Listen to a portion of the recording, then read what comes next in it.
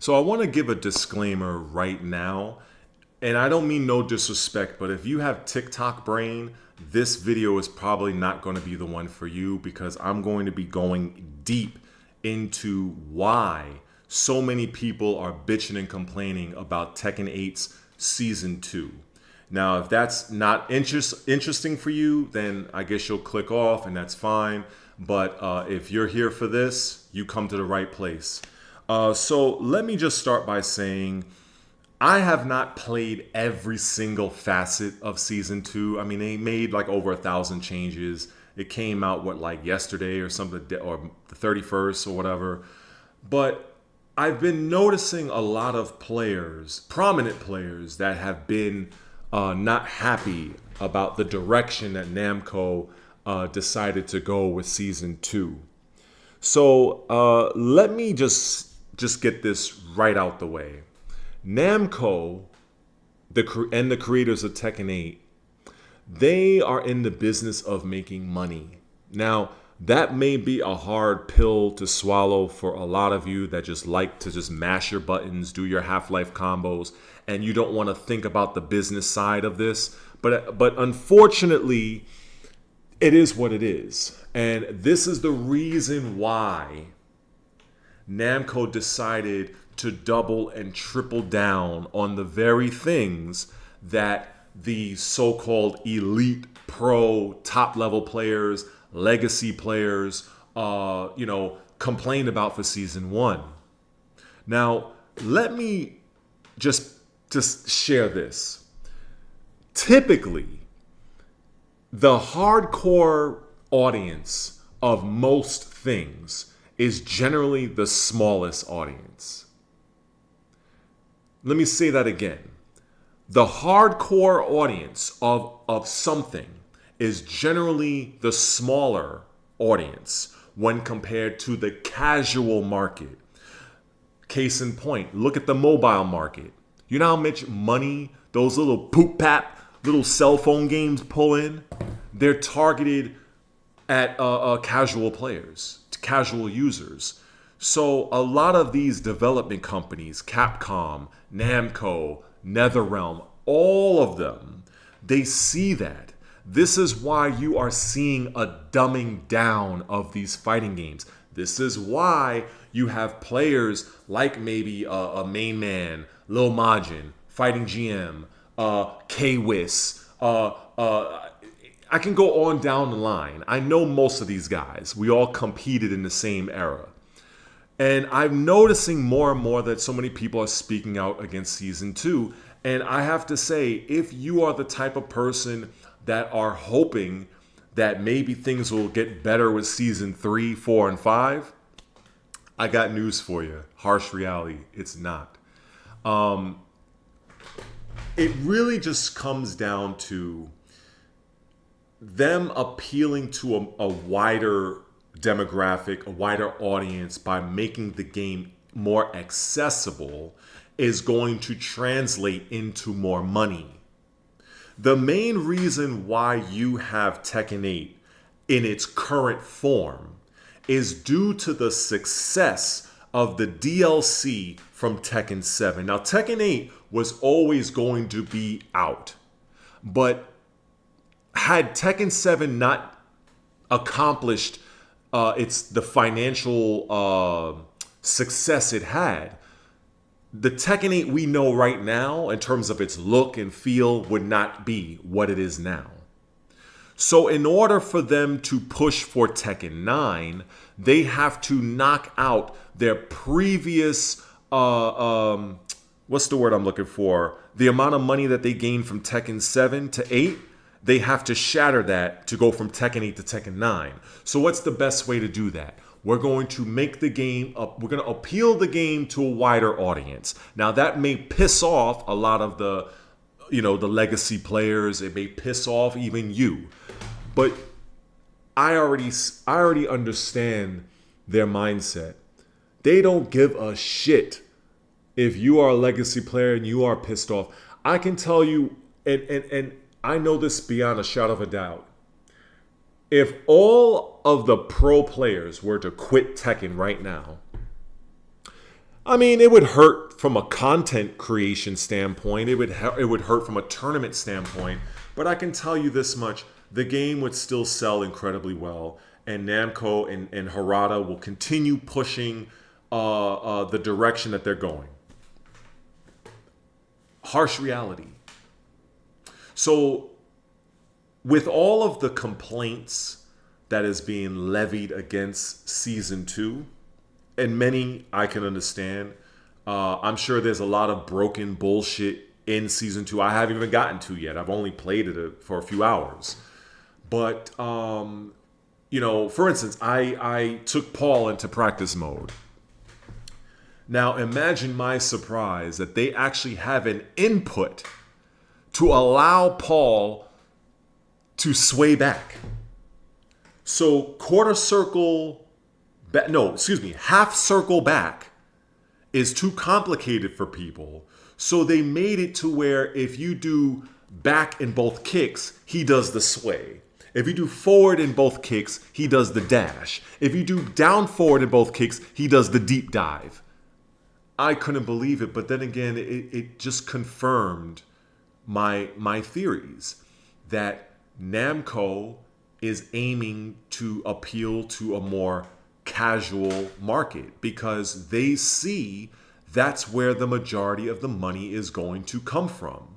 I have been seeing this with Street Fighter 6, and I've even seen this with Mortal Kombat 1, and probably you're going to see it with Fatal Fury as well. In fact, you are seeing because they have Cristiano Ronaldo in that game, and best believe he's in the game for very specific reasons, but I'm not going to touch on that just yet. So when you've been around the Tekken scene as long as I have, because I'm 44 years old and I've been around, you've learned what happens when the suits, the people that got the money, the people that do the sponsorships and all that stuff, when they come into the scene, it changed the scene of the fighting game industry almost overnight. But little did I know years back then, years ago, little did I know that it would also alter the way that they would start to make these fighting games. Because now when these suits are pumping money into the tournaments and everything else in between, they need to make that money back. When they're sponsoring your favorite Tekken player, they got to somehow make that money back. It has to translate into dollars from some way, somehow, some fashion.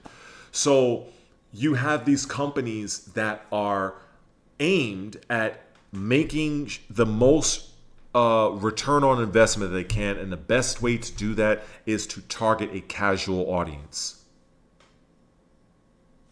That's just the reality.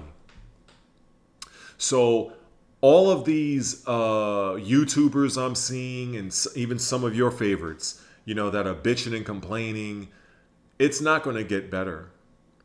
This is the game. This is Tekken 8. And I can even go even a little bit step beyond that. Do any of you, maybe the 5 of you that's even still watching the video at this point, do any of you remember a game called Tekken Revolution? I do. That game was a piece of shit as far as I'm concerned. It had a dumb character named Eliza. I think it was Eliza. And let me just tell you, and now that all of this is related, by the way, all of this is related. You let me cook, and I'm gonna tie this whole thing into a bow just for you. So this character Eliza was, what's the word I'm looking for? That character was like an experiment to see how a two-dimensionally rooted character would operate within the Tekken space. This is the reason why, not long after in Tekken 7, you had Akuma. Now, Akuma, no doubt, brought in a lot of eyeballs to Tekken, and those eyeballs translated into cash. They also brought in Negan, Noctis, all these celebrity guest characters that have fuck all to do with Tekken. That basically broke the game, honestly, in my opinion. Because those characters operated on a frequency that the regular standard legacy Tekken characters just they had Tekken characters had to abide by the system, whereas characters like Akuma didn't. So Namco realizing this, they're like, you know what?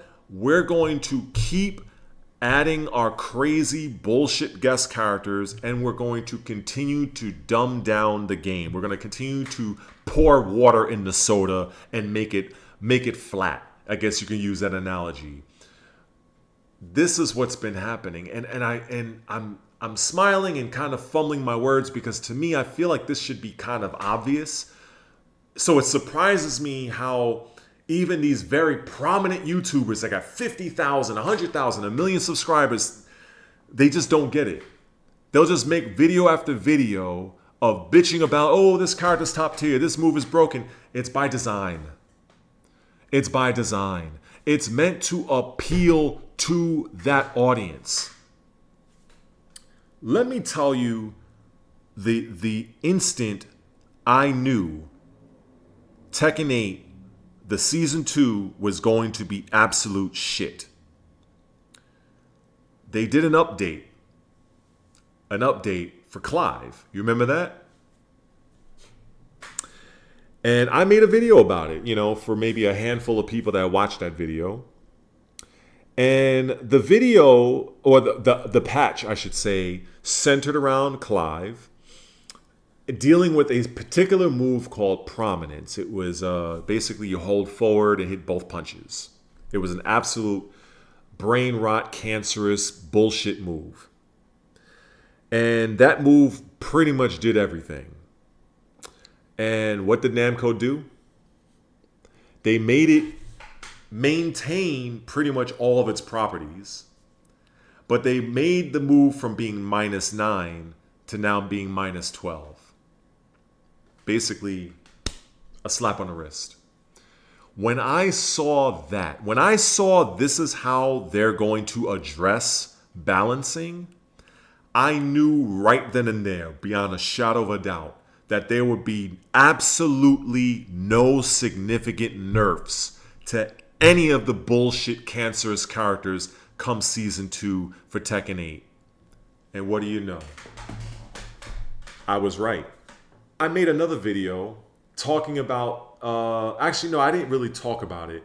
I just showcased what they shown during one of their Tekken talks. The last one they had with with Anna, and they were going over some of the season 2 changes for a specific amount of characters. What they gave King for season 2, I can make a whole video about that alone. But let me just say this. It does not surprise me that all of the things that people wanted changed from season 1 to season 2 was pretty much not changed. In fact, it was the development team just took gasoline and poured it on the fire. So this goes right back to what I said. This is designed. This is what they wanted. They don't care about the hardcore audience. They don't care. I am the very embodiment of a legacy player. I've been playing this franchise since I was 14 years old. I'm 44. So, back when Tekken Zaibatsu used to be a thing, for Christ's sakes. So I'm just like, it just amazes me that a lot of people don't get it. They just don't get it, and it's going to get worse. I guarantee you the next guest character is going to be absolutely broken. It's going to break the game. I guarantee you. I guarantee it. I'm going to laugh. I'm going to laugh. Like, here's another thing. Look at Jin. What did they do with Jin for Tekken 8 Season 2? So they finally, after a fucking year, decided to do something significant to Jin. Now, let's be clear. Jin has been the poster child for Tekken ever since his addition in Tekken 3. So, much like what Ryu is to Street Fighter, Jin is to Tekken. And I remember playing the closed beta, and I knew right then and there that Jin was going to be absolute bullshit. But I was thinking, you know what? they have to patch this when the game launches. This has to be part of a day one patch. Nope. So you have a high crushing attack that comes out at 22 frames, a perfect high crush, is not really launch punishable by the majority of the cast, and gives you a counter hit knockdown combo. But yet and still, people were so up in arms over Dragunov's down back both kicks. Oh my God, we got to deal with that move. A move that was actually launch punishable because that kick from Dragunov was minus 15. You had to be very close to your opponent to do it. Dragunov had no evasive properties attached to the move. Oh, and also it did not lead to a combo on counter hit. But they fixed that move, but they did nothing to Jin's Scourge all this time.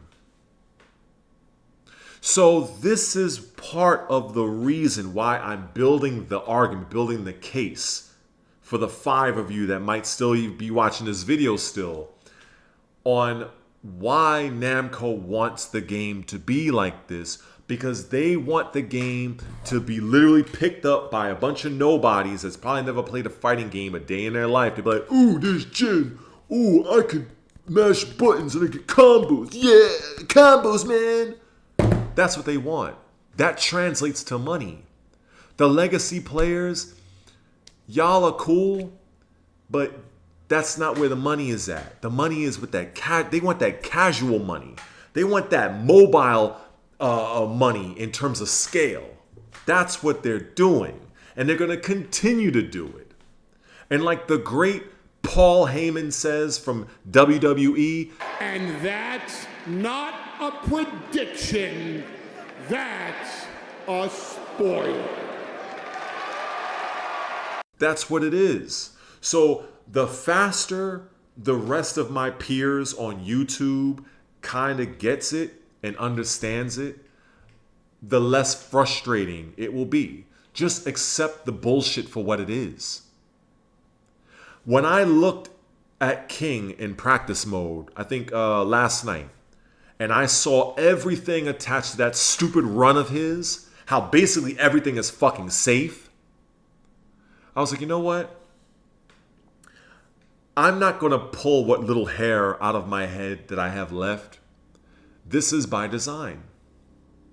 And it goes hand in hand with the scene as a whole, from a sponsorship aspect, from the way tournaments are being held, to the payouts, to the sponsorships, and the game design as a whole. You know, I it's everywhere. And I just think that, you know, if you're really hoping, again, if you're hoping for season 3 to be different, it's not. It's going to, they're going to 100% double and triple down on this whole heat mechanic, force 50-50, because a 50-50, think of it this way. A 50-50 in Tekken, yeah, either the attack is going to land or it's not. So for somebody who is a casual going up against Knee, if I can put Knee in a guaranteed situation where he has to flip a coin and guess, there's a 50% chance that I can beat one of Tekken's greatest players. Nothing to do with skill. It's just a coin flip. This is why in the latter stages of my competitive career in Tekken 7, because my last tournament was in 2017, I wouldn't tell people good game. I would just say to them, good guess. Because that's what these games come down to now. It's a guess. It's a flip of a coin. Like I look at Kazuya, for instance. Kazuya, I call him coin flip Kaz. Coin flip Kaz. Just flip a coin. If you block, good. If you don't. So the game is designed to be like this. It is. So this is why it just doesn't surprise me. It really doesn't. And I just, like I said, it's going to get worse. The next guest characters are going to be absolutely broken. Marduk is going to be added to this game, and he's going to be completely fucking cancerous to the game. If you want a spoiler on what Marduk is going to be, just use Dragunov and do his heat tackle. You will get 10% of what you can expect from Marduk. Now, I want to shift gears a little bit. And there's a prominent figure in the Tekken community, I guess in the fighting game community as a whole, Mike Hollow, right? And there's a video he made on his channel this was some time ago, talking about a live stream he did where the people in his live stream for Tekken 8, round 1 starts, both players burn their heat. They activated heat. I think he said that they did their heat smash. And then after that was done, then they started to play out the round. And therefore, it basically turned into like Tekken 7.5.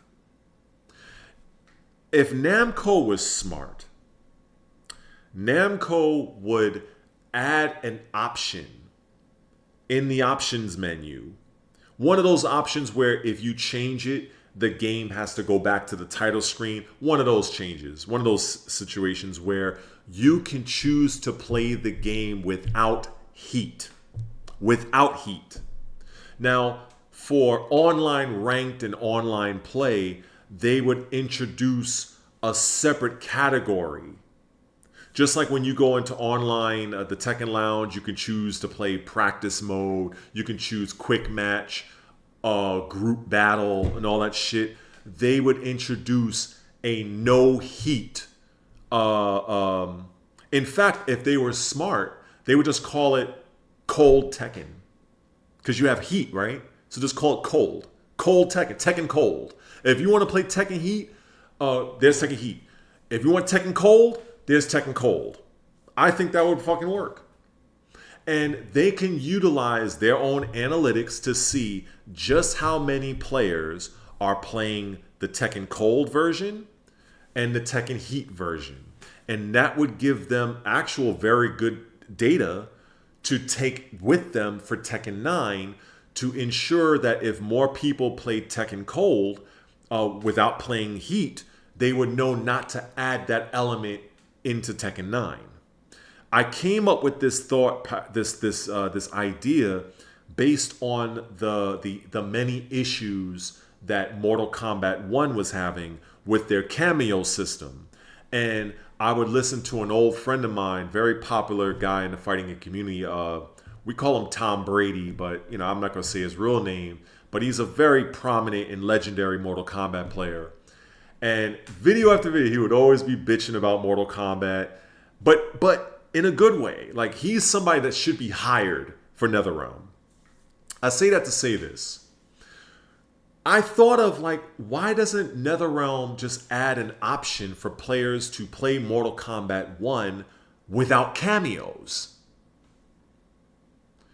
So that's what made me think of, why don't they just add an option to play Tekken 8 without heat and just call it Cold Tekken?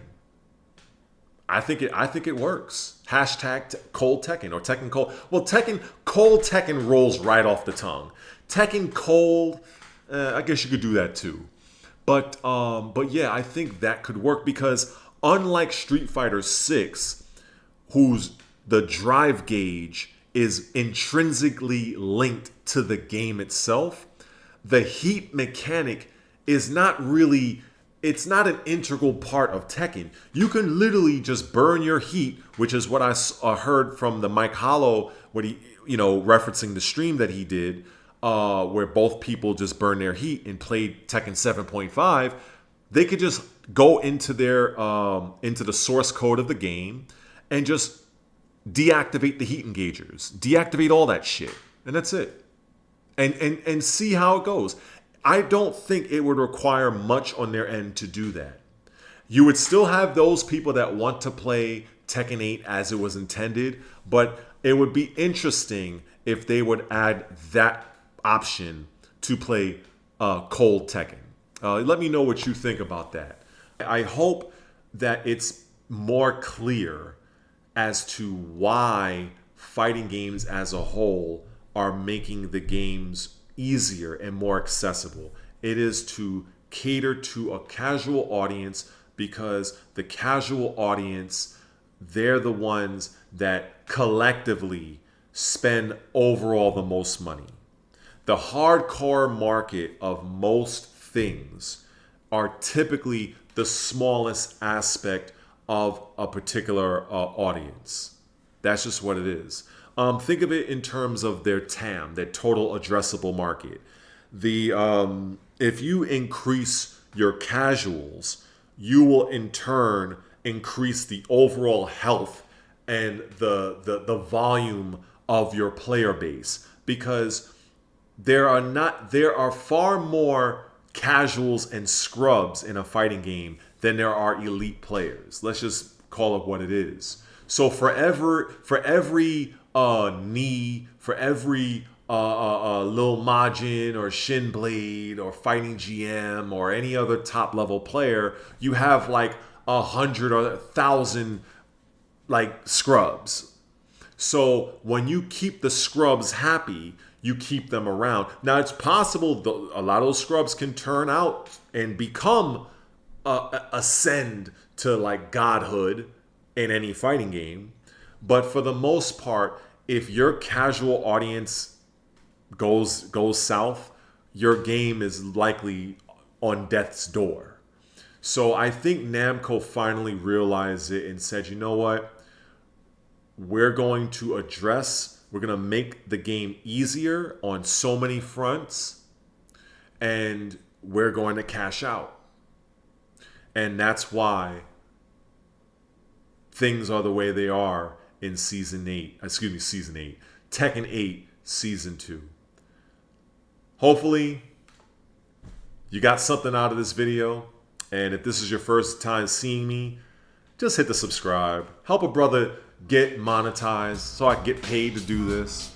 Anyway, take care. Peace.